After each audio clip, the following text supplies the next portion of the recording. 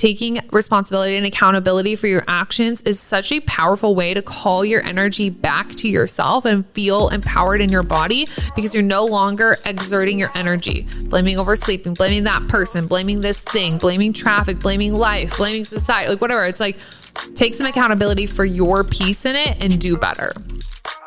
Welcome to the Mindset, Magic, and Manifestation Podcast, hosted by me, Michaela J. Get ready to dive into an action-packed, bougie-based, and spiritually guided experience on all things manifesting your next level Lux life. Let's go. Hey, gorgeous. What's up? Welcome back to the Mindset, Magic, and Manifestation Podcast with your girl. It is I, the Michaela J, here to teach you how to manifest your next level Lux life. Happy Wednesday. I cannot believe the words I'm about to say to you, but this is episode 300 of the Mindset, Magic, and Manifestation Podcast. 300 episodes. Let me tell you, a couple weeks ago, I was editing one of the episodes. I was in like the early 290s. Maybe it was like 292 or something. And I was typing in the number while scheduling it so that it would post on either Monday or Wednesday, whatever it was.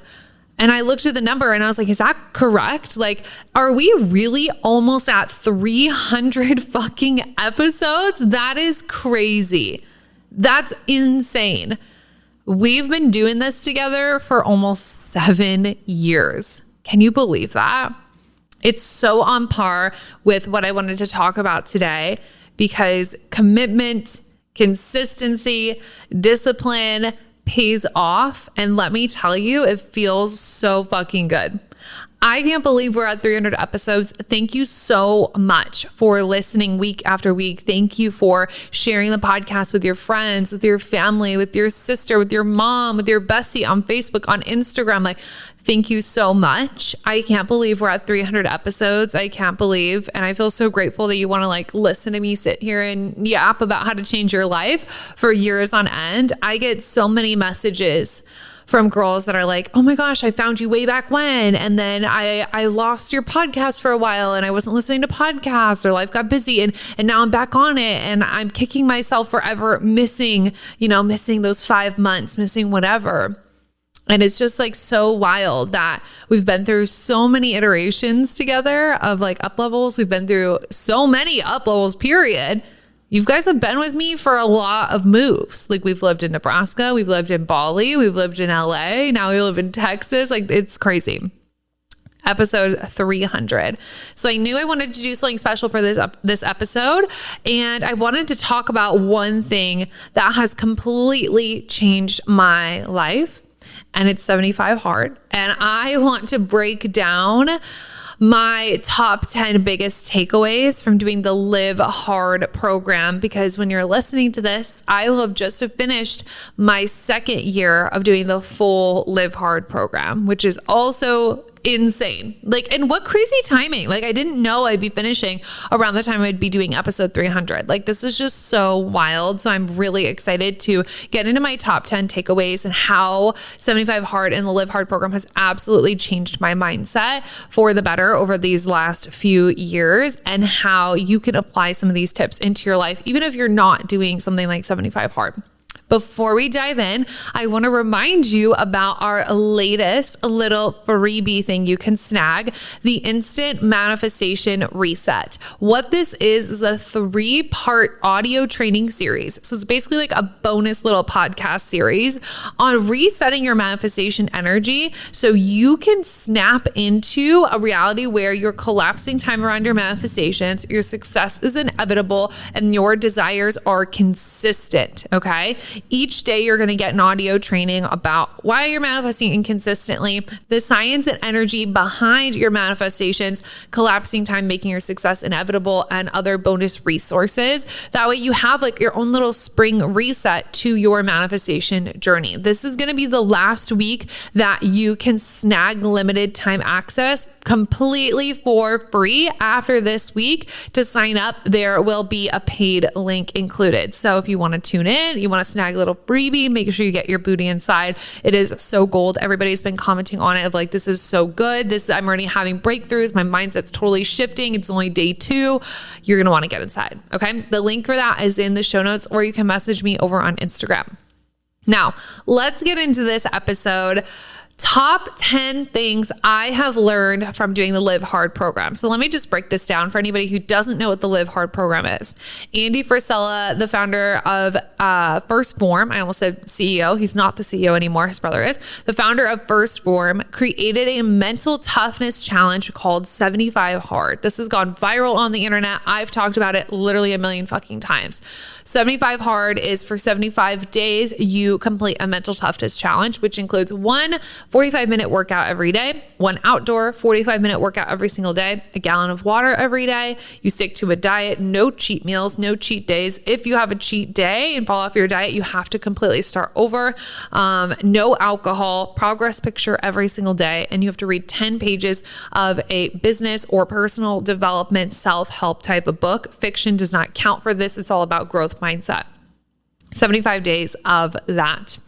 And it's the first part of the Live Hard year. The Live Hard program is the year-long version. So 75 Hard is the first part. And then you go into phase 1, phase 2, and phase 3.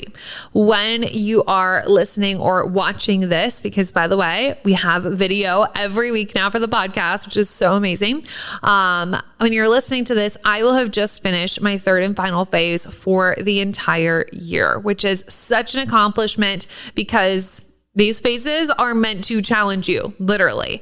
I've done the full year one other time. It was a couple of years ago when I lived back in LA, and I remember feeling this same sense of accomplishment and pride, like feeling proud of myself as I do now, because it really is such a big undertaking. And there have been times where it's like, oh, we're having Thanksgiving and I want a glass of wine, but I'm on 75 Hard and I can't drink. And okay, after Thanksgiving, I just ate so much food, but I have to do my outdoor workout and all I want to do is lay on the couch and sleep. Like, it's meant to challenge you, and it's such a big accomplishment. Like, nothing, no other challenge will make you feel so good about yourself, truly. So finishing this has been such an accomplishment, and I'm going to be doing the year again. So I'm going to be completing a 3rd year of it, because Andy actually talks about on his Instagram that it's something he does every single year because it's meant to help you maintain and continue to push yourself forward. But I don't want to get into any of my takeaways too early. So let's get straight to the list. I have my phone here so I stay on track, or else I'm going to ramble for a really long time about this. Let's talk about the top 10 things I have learned from doing the entire Live Hard year program from 75 Hard, and what this has done for my mindset specifically that you can take away for yourself. Number 1, emotions will always be a roller coaster, but your commitment keeps you grounded. Okay. You're going to go through so many phases of your life in a year time span. Like, you're going to have moments where you're super motivated. You're going to have moments where you're like, holy shit, like I'm maxing my capacity right now. You're going to go through moments where you're in a sad girl era. You're being a sad sister. You're going to go through moments where like you wake up in the morning motivated, in the afternoon, you're in a 3 p.m. slump. Like, your emotions are always going to be moving around. They're always going to be a roller coaster. The word emotion is literally energy in motion. It's energy moving through your body. It's always moving. Okay. But your commitment to what you have going on in your life right now is what keeps you grounded. When you are committed to doing certain things, it doesn't matter. Your emotions could be all over the place, but you're still going to feel solid because you have your regular things to do. For me, it doesn't matter if I didn't feel like doing a cold shower one day. Like, I had to do it for certain phases. It didn't matter at the end of the night if I'm like so exhausted, I have to finish my reading. It doesn't matter if one morning I'm tired and I want to sleep in. Like, I got to get up and I got to get in the gym because I have a packed schedule for the rest of the day. Like, it doesn't matter how I'm feeling, what emotions are coming through. It doesn't matter if I've had a shitty day and all I want to do is go lay in bed and take a nap. Like, I got to get outside and get my walk in. I got to hit my protein goal. I got to keep drinking water. Like, it doesn't matter if we're celebrating something and all of your friends and family are drinking and you want a glass of champagne so bad. Like, yeah, you might want that. And you're like, oh, I want to celebrate. I want to be a part of that. It doesn't matter. Like, you have to stay grounded in your commitment. And when you have that, your life is going to get infinitely better.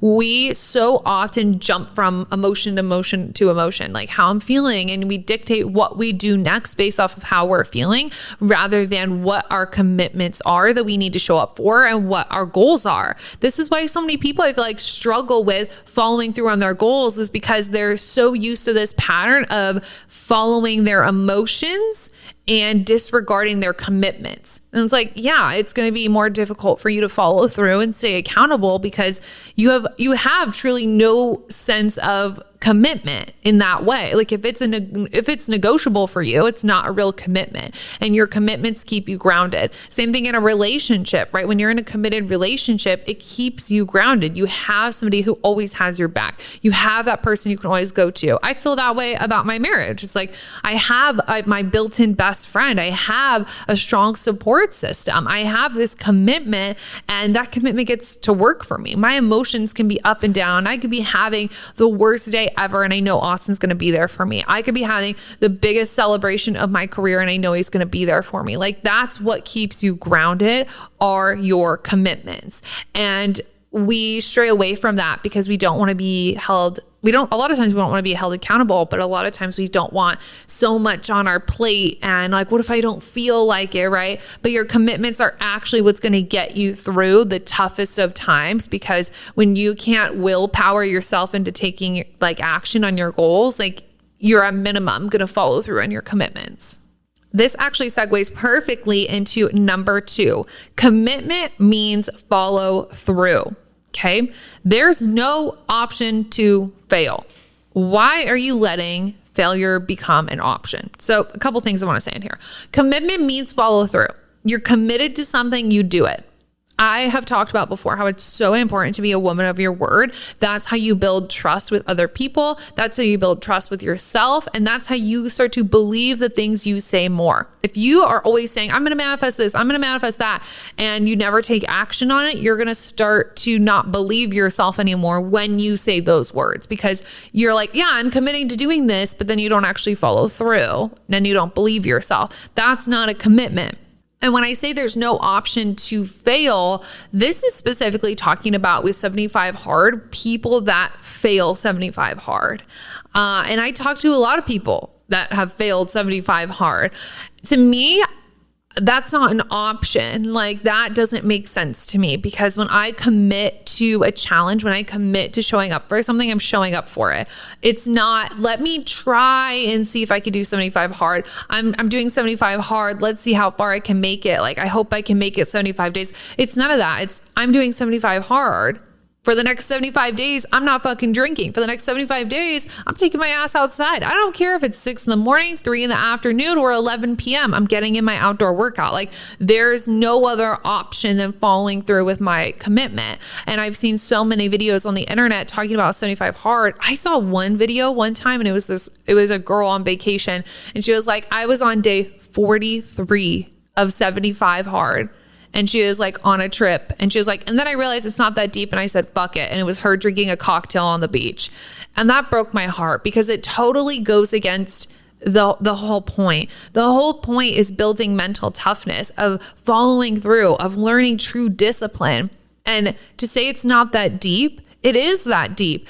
You are actively losing trust within yourself when you quit a commitment that you committed to. You said, I'm going to do this for 75 days. And to make it more than halfway and then say it's not that deep.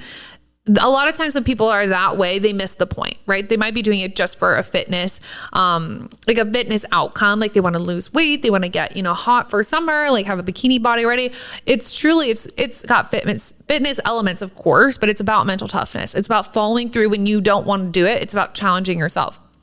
And so my inkling is that she probably went into it for maybe a fitness intention. And then it's like not that deep, because she's already like strutting her stuff. She looked great. Like, she looked beautiful in her bikini, having a little cocktail on her vacation. Like, nothing against this girl, but it's like, it is that deep, because when you make a commitment to yourself and you don't follow through, you break trust with yourself. And the more you break trust with yourself, the more you lose your confidence and your word doesn't mean anything anymore. And so there's no option to fail. It's not like I'm going to try and do 75 hard. I want to push through. I want to see how far I can make it. Even like the word try. That's like a word that we don't use around here. I'm only using it as an example because this is the mindset that people have. It's like, there's no trying, there's only doing. You're either doing 75 hard or you're not. You're either manifesting what you want or you're not. There's no trying. It's like hope energy. You follow through. Failure's not an option. So why are you letting that be an option? Why are you letting the idea of not following through with a commitment be an option for you? You really have to start tapping into the energy of non-negotiables if you want to continue up-leveling your life to where you are truly like maxing out your potential. Number 3, discipline is something you will always have to work on to maintain. I told you guys at the beginning of this, I have completed the Live Hard year before, and I want to say it was in 2021. And after that, I was like, yay, I did the year. I did it. Congratulations. And I was in, I'm always in my like health and fitness era. I worked out with a trainer, like I was still doing things. This Friday, from Disney, the musical movie event of the year arrives in theaters. My name is Snow White. Flawless. Exquisite. Get tickets now. Waiting on a wish. Snow White will have you on your feet I think that's a wonderful idea. and cheering for more. I was thinking the same thing. Experience the magical story. Magic mirror on the wall. Who's the fairest one of all? Snow White. Disney's Snow White, only in theaters Friday. Rated PG. Parental guidance suggested. Tickets on sale now. Today at T-Mobile, I'm joined by a special co-anchor. What up, everybody? It's your boy, Big Snoop Deal Double G. Snoop, where can people go to find great deals? Head to T-Mobile.com and get 4 iPhone 16s with Apple Intelligence on us, plus 4 lines for $25. That's quite a deal, Snoop. And when you switch to T-Mobile, you can save versus the other big guys' comparable plans plus streaming. Respect. When we up out of here. See how you can save on wireless and streaming versus the other big guys at T-Mobile.com/switch. Apple Intelligence requires iOS 18.1 or later. Halliday presents, in the red corner, the undisputed, undefeated Weed Whacker Guy. Champion of hurling grass and pollen everywhere. And in the blue corner, the challenger, extra strength Halliday. Eye drops that work all day to prevent the release of histamines that cause itchy allergy eyes. And the winner by knockout is Halliday. Halliday, bring it on. But the challenge of 75 hard is showing up for multiple different things. It's not just about fitness. It's not only showing up for your workouts. It's about showing up for yourself in several ways. No excuses, like literally taking no prisoners, like showing up when you don't want to. And when I wasn't on the program, it doesn't mean I'm going to be on the program my entire life every single year over and over and over again. But like, let me get here. When I wasn't on the program, that discipline dwindled. I am always somebody who follows through with what they say they're going to do. Like commitments are very, very important to me, as you can tell by everything that we're talking about. But my level of discipline in getting shit done quickly in a timely manner without dealing with mental drama, like my tolerance for that kind of dipped a little bit when I stopped. You are not born with discipline. People look at me and they're like, you're so, I actually just had a conversation about this weekend. Like, they're like, you're so disciplined. You're so committed to the things you do. Like you follow through, you show up. And I said, yeah, because it's something I'm always working on. Discipline is not something you were born with. You don't wake up and you're like, yeah, I'm a disciplined person. I think at our true nature, like humans are a little bit lazy. Like we want to like lay on the beach and hang out and like lounge on the couch with a good cup of coffee and like be wrapped up in a blanket. Like we want to be chilling. We love sleep, So discipline is something that you build and it's something you have to work to maintain. And the times that I haven't been doing 75 hard and I don't have that same level of commitment required of me, that discipline dips. And let me tell you an example of what this looks like. I will still follow through with things that I need to do for work. I know I'm going to complete the things I need to. I'm going to finish working on the projects that I said I was going to work on. I'm going to show up for the calls that I scheduled, right? But there's going to be more mental drama in the process. So let's say I committed myself to something and I'm like, oh, I really don't want to do it. And this is just not the vibe. I'm not in the mood. The lighting's not good. Like, you just go through all of these mental motions. And then I will say like, okay, well, like, let me just reschedule it. Like, this is me in the past. Let me just reschedule it. I want to make sure I'm in a good vibe. And then you reschedule it. And then it's like, that is just a really small blip of when I wasn't being disciplined, because what I should have done was, today's been a bad day, or today's been a shitty 5 minutes, and I'm going to, kick my ass out of it. I'm going to go outside. I'm going to touch some grass. I'm going to take some deep breaths. I'm going to scream into a pillow. I'm going to let this shit go, and I'm going to go rock this call. I'm going to go give the best live of my entire life. I'm going to go deliver this fucking training. And I know once I finish that, I'm going to feel like a bad bitch and my energy will be completely changed. But instead, I would move a call and then I would just wallow for the rest of the day because it wasn't the vibe. And that's one small way that discipline dips, versus now I'm like, I might not feel like doing something, but I'm going to do it. And it's because I don't have room in my fucking schedule to move things around anymore, because I have 8 things on my to-do list from 75 Hard and my other commitments.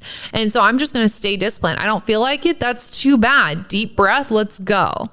Deep breath. Let's go. But all of that is a choice, and it's something you have to work to maintain, which is exactly why I'm going to be doing another Live Hard year after this one, because I want to keep maintaining that. And I also, this is like an MJ thought, like I want to see who I can become truly. Like I want to see who is that version of myself I'm going to be on the other side with even more discipline, even more grit than I have now. I can't even imagine that. Like, I'm such a person who follows through. I'm such a person that shows the fuck up. Like, I don't make excuses for things. Like, I take action. I take messy action, right? We even talked about on Monday, like I don't even need all the details to start leaping into things. So I'm like, oh my God, like who am I going to be at X time? Like, who am I going to be literally this time next year with even more discipline, with even less resistance, with even less tolerance for wherever my emotions are at that day? So it's worth it to me to keep working on that. And the last thing I'm going to say on this is, when you work on this and the more discipline that you build, it's not about accomplishing more, doing more in your day. It's really about getting your life back. Like, that's what if you strip back all of the work that I do, it's about giving you your life back. When you are not battling yourself mentally, when you're not procrastinating, when you're not pushing things off, rearranging things, you actually get your life back. Because in the time that I could say, oh, I'm having the worst day, being in this like mental spiral, wanting to move the call, it's like, okay, great. Well, we just wasted a whole hour on that. And now I have to move things around later because I just moved this call. And now I'm wasting the rest of my day because I'm in a bad mood, rather than just confronting it and doing the work and feeling better afterwards. Every time now that I'm like, I don't feel good, or I'm not in a good mood, and I have to do a live or a call or something, every single time afterwards, I feel completely different. I feel so much better. I feel like a brand new human. I feel revived by my own teachings. Literally, it's like my own medicine. And I get my life back. I pushed through the resistance. I got to check that off my to-do list. And now I'm in a better mood. Now I can go make memories. Now I can go take action. Now I can go on a walk and enjoy it, rather than being like grumble, grumble, grumble on a hot girl walk. So it's worth it to me to continue to stretch my levels of discipline, because the more I stretch that, the more efficient I am and the more life I get to live. Again, in that extra time, I could go have a dinner with my friends, but if I was in a shit mood, I probably wouldn't have done that, right? So you get to live more life when you're more disciplined. On the same note as the mental drama, number 4 is, it's going to suck regardless. It's going to suck regardless. Why waste energy entertaining your mental drama? If it's going to suck regardless, why waste energy? Okay. And this is specifically referencing cold showers. Okay. We have talked about cold showers so much over the years. It is something that has helped me so immensely, because it helped me break my avoidance tendencies. All right. Now, I broke my avoidance tendencies because when you're in the freezing cold shower, you can't avoid anything. You can't avoid the cold water. It's just like overtaking your entire being while you're just shivering there, right? So what I learned in this year of 75 Hard, or the full Live Hard program, is that one thing I've really noticed, especially in phase 3, I would get in the cold shower and I would immediately just step in the water. Whereas in the past, I probably like dip a toe in, put my hand in, and then be like, okay. And then I would like wait a minute, and then I would start my timer and like jump in, but I would like tiptoe in. Now I just start the timer and I get the fuck in the water. And so the difference here is like, I know that it's going to be cold. I know that some days the water is more colder, and those days are really going to suck. And the days that it's cold, it's going to suck. I'm also anemic, so I'm always cold. So it's really going to suck, right? And I love the saying that Austin says this all the time, like embrace the suck. When you know something is going to be brutal. Same thing as like, I live in Texas. The summers are like 110 degrees. I still have to do outdoor workouts. Like, you know, you're going to be like sweating your ass off. Embrace the suck. It's going to suck regardless. Why waste time being all up in your head? Oh, it's so cold and I'm freezing already, or it's so hot outside and like now I got to do this walk and I'm going to be sweating. Why entertain the mental drama? Just like I was saying before, in that same time you make up all of these stories in your head, you could have been executing, you could have been in and out of the shower already, right? Because you spend those 5 minutes, it's a 5-minute cold shower you take, 5 minutes just complaining about it. Like, you could have been done already with the hot girl walk outside, like literally hot girl walk, and you're sweating. Like, in the 5 minutes you're complaining about the heat, you would have been 5 minutes into your walk, right? And now it's going to take you even longer. And the longer you wait, the hotter the day is probably going to be, because it gets really hot at night here, which is like super weird. But anyways, you know it's going to suck regardless. So why waste any more time? And I noticed that this was a natural progression that I actually just kind of started happening to me doing the cold showers. Was like, I didn't even purposely just like set the timer and jump in. It was like, my body started doing it. My body knew by muscle memory, like, this is going to be freezing. Let's get this over with. Anything I didn't want to do, I'm just telling myself, just get it over with. Just get it done, get it over with, rip the Band-Aid off. If there are things in your life right now that are making you anxious, that give you anxiety to think about, deal with them right now. Rip the Band-Aid off, because you waste so much of your life and so much of your energy with the build up of having to deal with those things. And so I remember going through a phase of my business where I was navigating a lot of different things. I was going through huge up-leveling pains and huge growing pains, which was amazing because my business was growing, but I was also, again, navigating so much. And it would be so uncomfortable, and I would want to put those things off that made me uncomfortable or anxious or nervous until the end of the day. But then during the day, I wouldn't have the right energy. Just get it over with. Number 5, the more you move, the more ideas you're going to have. This happens every single time I do 75 Hard, because I've done 75 Hard itself multiple times. I've done the full year now twice. Anytime I do 75 Hard, like a week in, I feel like a brand new bitch, just because of all the movement, just because of my daily workouts, or I'm going to dance class every day, whatever the movement is, and then walking outside on top of it. I have all of this time to move my energy, to think, to brainstorm, to problem solve. Like, on my walks, they are very efficient, you guys. It's rare that I'm doing my outdoor workout and I'm like listening to a podcast, to be honest with you. I'm usually like voice noting myself, walking myself through challenges or problems I need to solve. I am usually talking with my team, or I'm chatting with clients and we're brainstorming how to solve their problems and how to do things more efficiently. I'm like working on a million things at once. And then when I'm not like talking with people, I am just brainstorming, and I'm going through my day and I'm going through, how am I feeling? Like, on a scale of 1 to 10, like, what's my energy been at lately? How can I make that a 10? What do I need to remove from my life? Like, it's very efficient. And you're going to move through the things you need to deal with faster, just for the simple fact that you are moving your body at the same time. And when you're moving that energy and also being outside, grounding a lot of the extra electrons in your body, they go into the earth, especially if you're barefoot, but not like you're going to like walk around barefoot that much. Anyways, when you're shedding that energy and you're outside, you're breathing fresh air and you're neutralizing the vibrations in your body. Oh my God. You are going to get the biggest downloads ever. And that is just something I've realized is my secret sauce. If I need to problem solve, I need to get out of the house. And I've really used this and leaned into this the past year of like, okay, great. If I can tell I'm getting frustrated, like I'm going to go outside and start my outdoor workout, even if it's just starting 5 minutes and like I have to get back in and like get on a call or do something, cool, I'm going to do that. But at least I'm moving my energy, and that always gives me ideas and inspiration to spring forward. Number 6, you make time for what's important to you. I have felt this way for a long time, especially when I was in college, because I plan my day by the hour, and now I'm a Google Calendar girly. But if you have my ultimate guide to becoming that girl, it's a freebie that I did, and I'll link it in the show notes for you. I have my like time schedule, how I map out my days. It's hour by hour from like 5 a.m. till midnight, pretty much. I think the one in the workbook is until 10 p.m., maybe like 6 to 10. But in college, I remember thinking like, yeah, you always make time for the things that are important to you. Because when I was in college, I was taking more than a regular course load. I had a job on campus. I was blogging and doing content online. I was in a relationship. I was hanging out with my friends, the limited amount of friends that I had, to be honest with you. I was working out. I was going to yoga class. I was spending a ton of time on self-development. I was in 2 different clubs on campus, a fashion club and a graphic design club. Like, I'm not kidding. I was doing the most. I was also a scholarship student. And so we had scholarship events and scholarship tutoring that we had to do.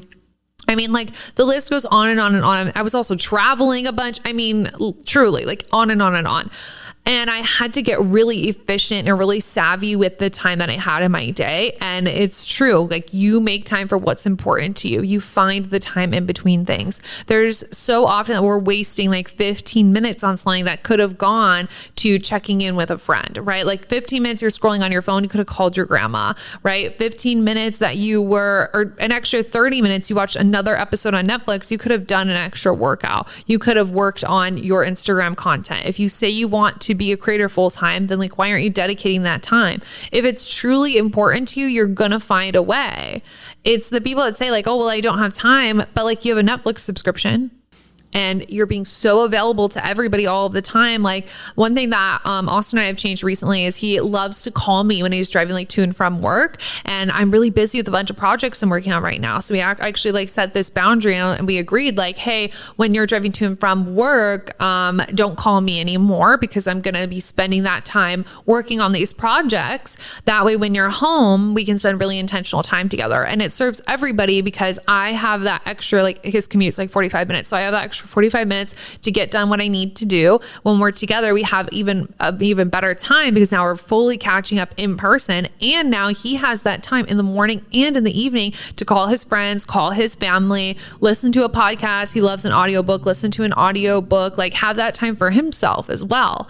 And so it's just making the time and noticing where time's slipping away and using that intentionally. And I really had to do this with the Live Hard year, especially phase 3 has got the most tasks. Let me just map it out for you. It's got all the normal 75 hard tasks. So a one 45-minute workout, an outdoor 45-minute workout. So 2 a day, gallon of water, diet, no alcohol, no cheat days, right? Progress picture and reading 10 pages. On top of that, you also have to take a 5-minute cold shower every single day. You have to do 3 extra power list items. So if you listened to my manifestation to-do list episode, that's a power list. You have to do 3 extra things on top of that.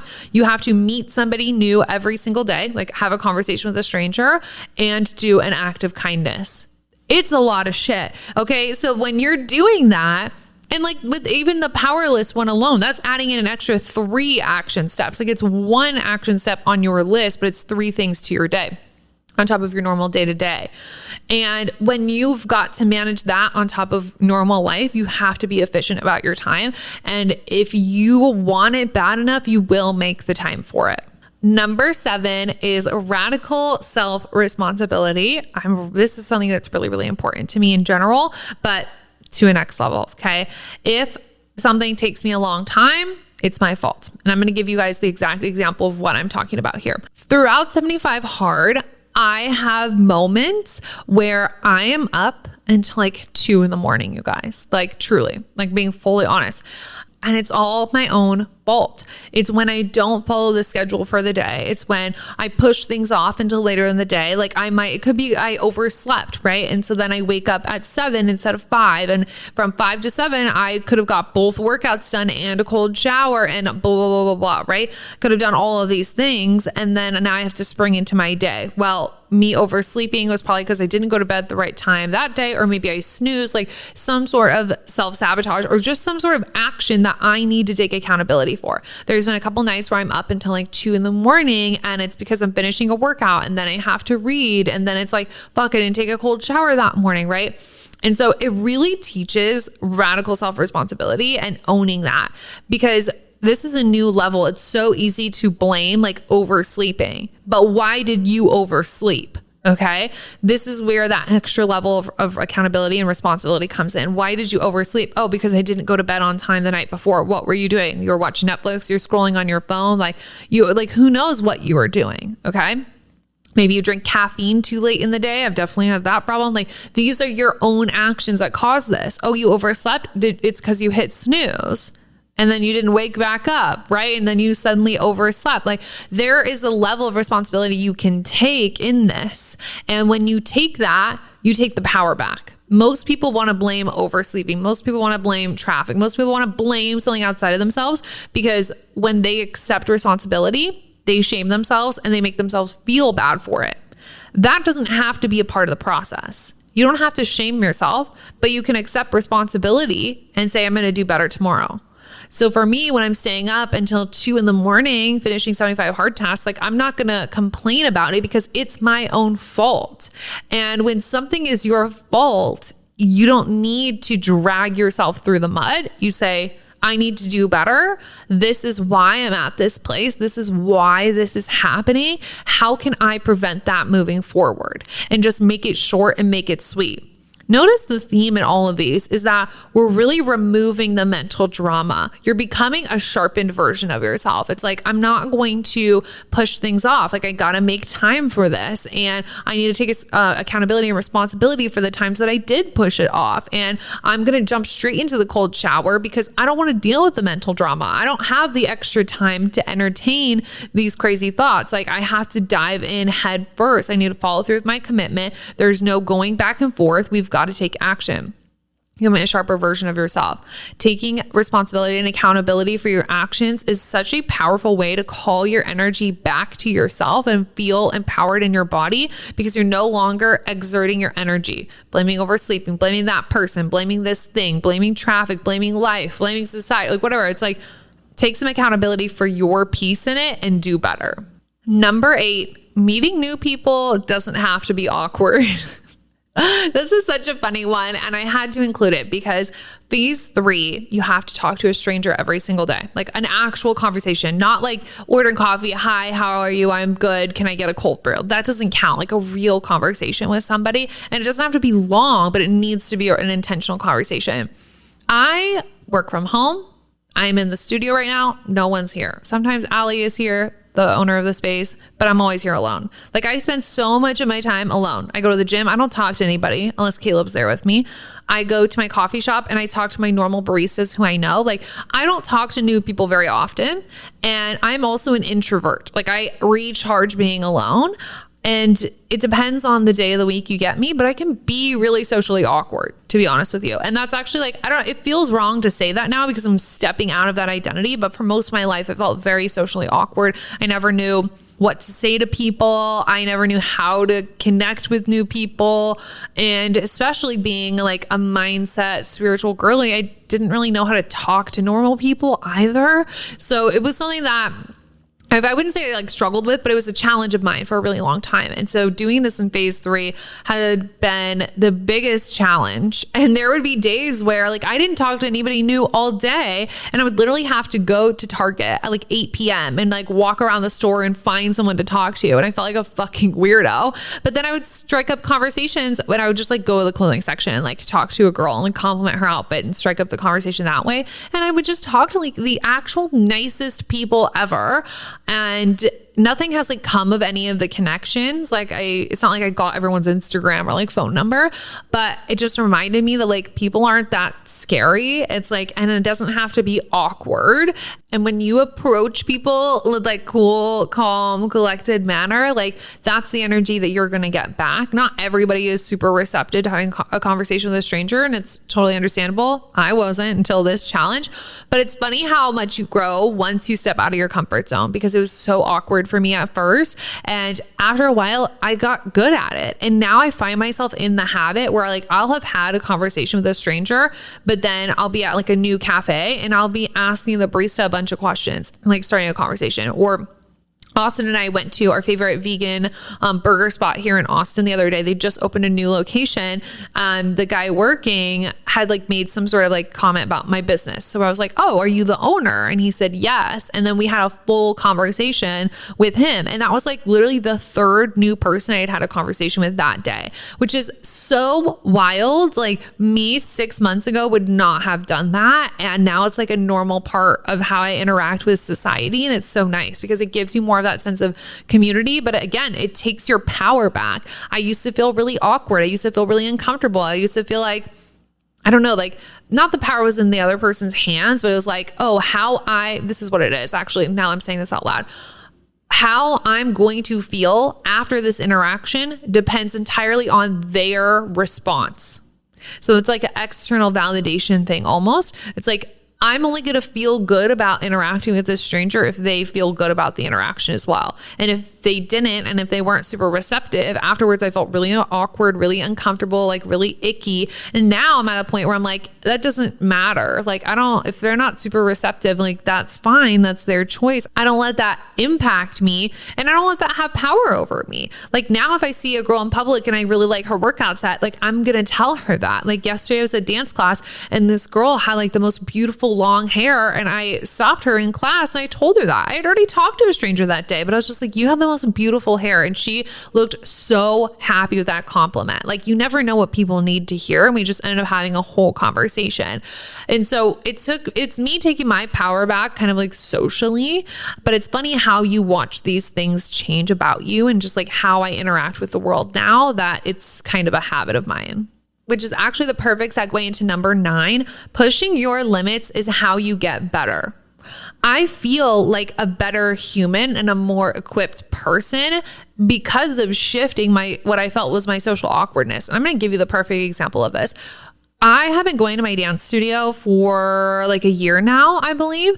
And every time I would go, I felt so awkward, you guys. Like truly, not about the dance aspect. Like I can dance in the mirror. I can be sassy. I can perform it. I can film myself. I don't give a shit. Like, I'm like, I look good. I'm great at learning choreography. I'm having fun. But when it came to the socializing aspect, sometimes, okay, I'm not going to lie to you. Sometimes I would literally show up late so I didn't have to talk to anybody, because my studio, they really value community. So at the beginning of every class, they have you like meet somebody, introduce yourself, and they give you a question of the day.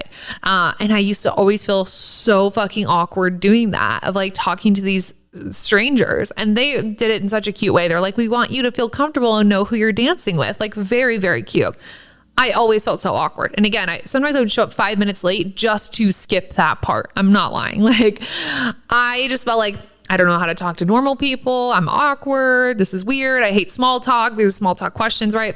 Now that I'm over all of that, when I was at dance class the other day, I like had a really pleasant conversation with 2 people that I met. And then at the end, we were all like, it was so nice to meet you. We're like complimenting each other. We like had so much fun dancing together, like complimenting how well we did on the routine. Like it was so much better and so much more elevated of an experience actually getting to feel the value of that and not be so in my head. But I would have never experienced that if I hadn't pushed my limit and have to meet somebody new for 30 days in a row. So pushing your limits is how you get better. It's how your life gets better, and it's how you progress forward faster. That's why when we have conversations about energetic capacity, I'm always like, you have got to look at what's taking away your energy and you've got to cut that shit out so you can keep growing. You got to expand your capacity to the point where it feels uncomfortable and it feels like a lot, because then you're going to normalize it. And that's when you're going to up level. Like, you've got to take that on. It's going to feel uncomfortable. It's going to feel weird, right? It's going to feel different.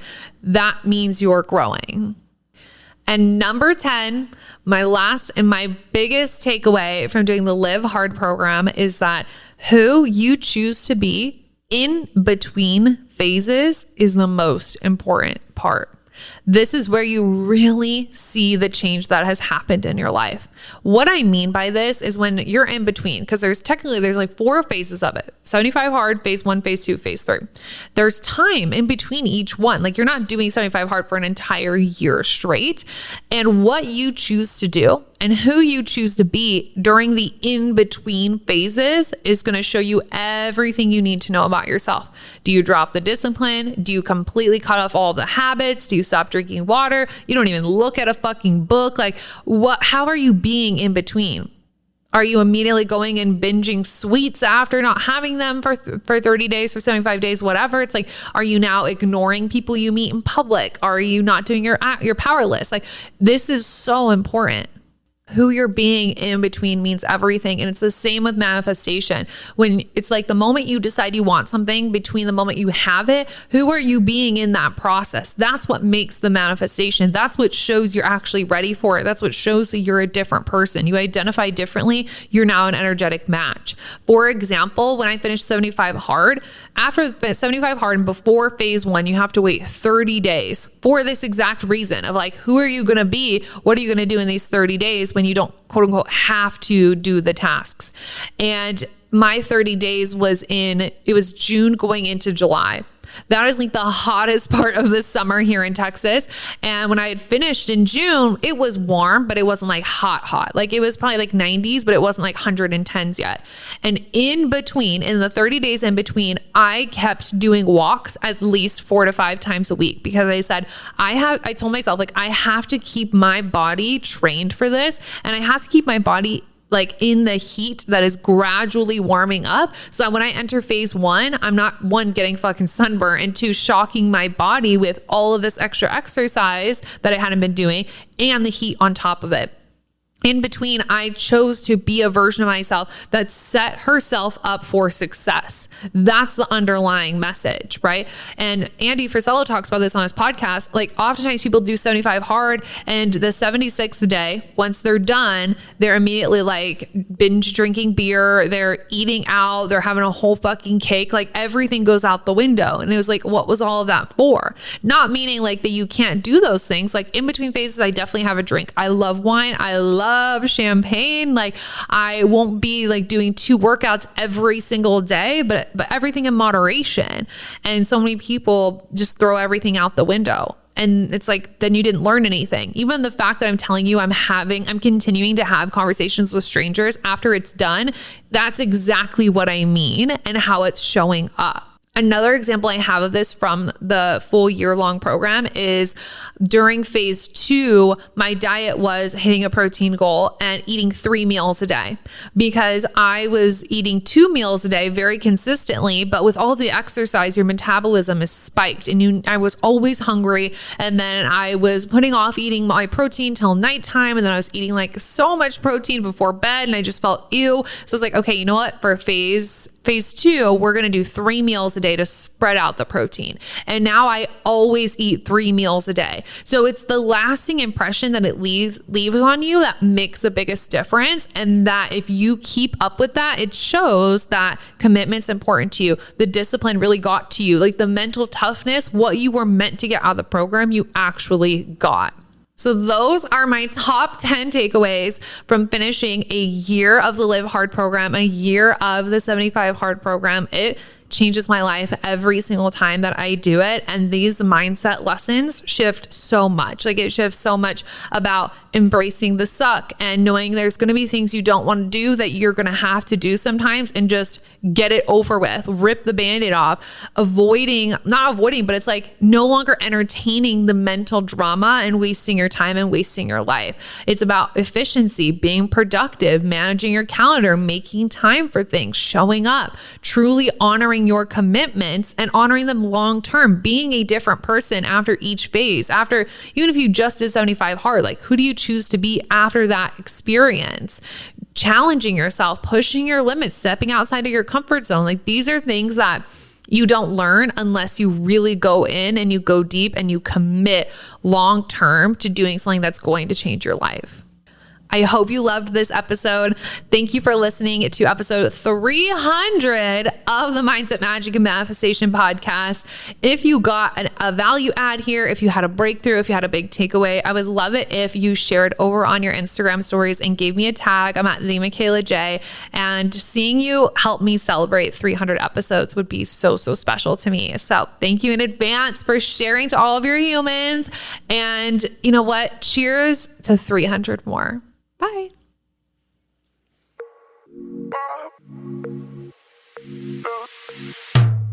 Thanks for tuning in, and don't forget to leave a 5-star rate and review. I love hearing your takeaways and wins from the podcast in the review section, so don't forget. Love you so much. Talk to you soon. Bye.